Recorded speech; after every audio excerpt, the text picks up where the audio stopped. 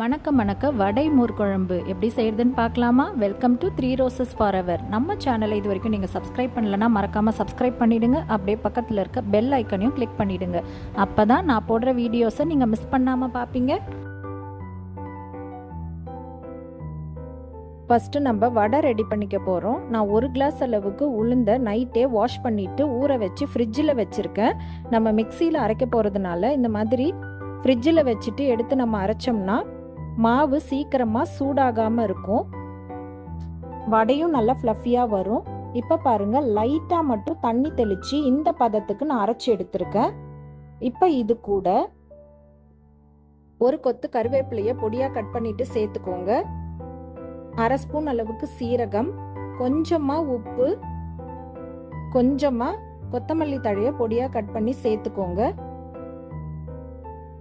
சேர்த்துட்டு நல்லா பிசைஞ்சு எடுத்துக்கலாம்.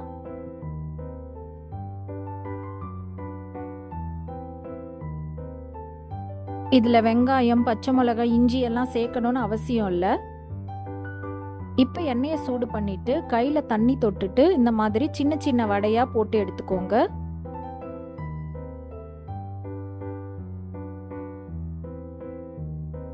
நல்லா கோல்டன் ப்ரௌன் வந்ததுக்கு அப்புறம் வடையை திருப்பி போட்டு எடுத்துக்கலாம்.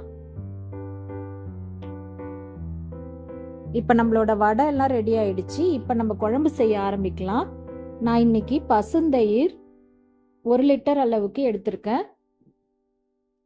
நைட்டே உர ஊற்றி வச்ச இந்த தயிரை காலையில் நம்ம ஒரு பெரிய பவுலுக்கு மாற்றிட்டு ஒரு விஸ்கு வச்சு கட்டி இல்லாமல் நல்லா கரைச்சி எடுத்துக்கலாம்.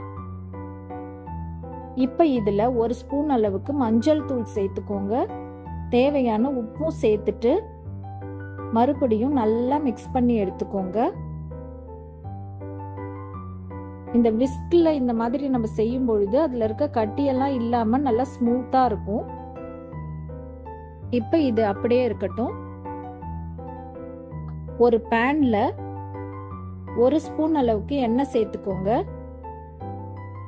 எண்ணெய் நல்லா காஞ்சதுக்கு அப்புறம் ஒரு 4 பச்சை மிளகாய் சேர்த்துக்கிறேன். ஒரு பெரிய துண்டு இஞ்சியை பொடியா கட் பண்ணிட்டு அதையும் சேர்த்துக்கோங்க. இது நல்லா வதக்கிட்டு ஸ்டவ் ஆஃப் பண்ணிட்டு ஒரு 2 ஸ்பூன் அளவுக்கு தேங்காய் துருவி வச்சிருக்கேன். அதையும் சேர்த்துட்டு அந்த சூட்லேயே அப்படியே ஒரு வதக்கி விட்டுடுங்க. இப்போ இதை ஆற வச்சு நம்ம மிக்சி ஜாரில் அரைச்சிக்க போகிறோம். அதுக்கு முன்னாடி 2 ஸ்பூன் அளவுக்கு அரிசி, 2 ஸ்பூன் அளவுக்கு துவரம் பருப்பை நான் ஒரு 2 மணி நேரத்துக்கு முன்னாடி ஊற வச்சு வச்சிருக்கேன். இதையும் நம்ம மிக்சி ஜார்ல சேர்த்து அரைக்க போறோம்.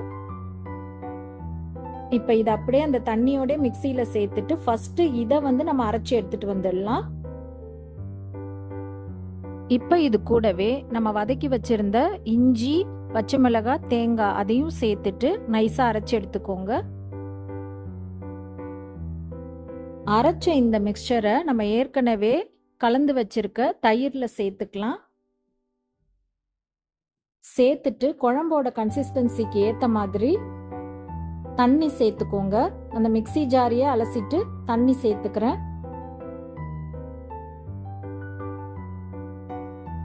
அவ்வளோதான், நமக்கு தேவையான எல்லாமே ரெடி. இப்போ நம்ம குழம்ப தாளிக்க போறோம்.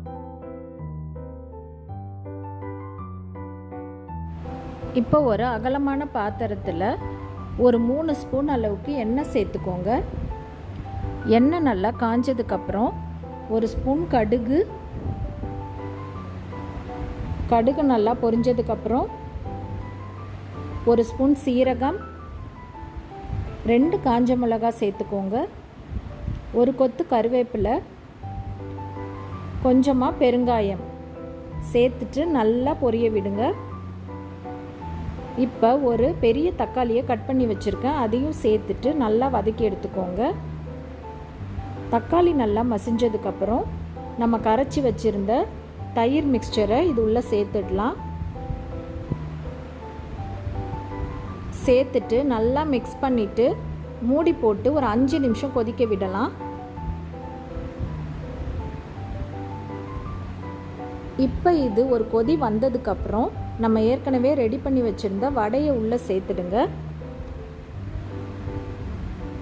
சேர்த்துட்டு ஸ்டவ் ஆஃப் பண்ணிவிடுங்க. இப்போ நம்மளோட வடை மோர் குழம்பு சூப்பராக ரெடி ஆயிடுச்சு. இந்த வடை இந்த மோர் குழம்புல நல்லா ஊறி வரும் பொழுது டேஸ்ட் அவ்வளோ சூப்பராக இருக்கும். நம்ம ரெகுலராக சேர்க்குற வெண்டைக்காய் பூசணிக்காய் சேர்த்து செய்கிற மோர் குழம்பை விட இந்த வடை சேர்த்து செய்கிற மோர் குழம்போட டேஸ்ட் வேறு லெவலில் இருக்கும். கண்டிப்பாக நீங்களும் ட்ரை பண்ணி பாருங்கள். இந்த ரெசிபி உங்களுக்கு பிடிச்சிருந்ததுன்னா வீடியோக்கு ஒரு லைக் கொடுத்துட்டு உங்கள் ஃப்ரெண்ட்ஸ் அண்ட் ஃபேமிலிக்கு மறக்காமல் ஷேர் பண்ணிவிடுங்க. இந்த மாதிரி இன்ட்ரெஸ்டிங் ரெசிபீஸ்க்கு நம்ம சேனலை சப்ஸ்கிரைப் பண்ணிவிடுங்க. தேங்க்ஸ் ஃபார் வாட்சிங்.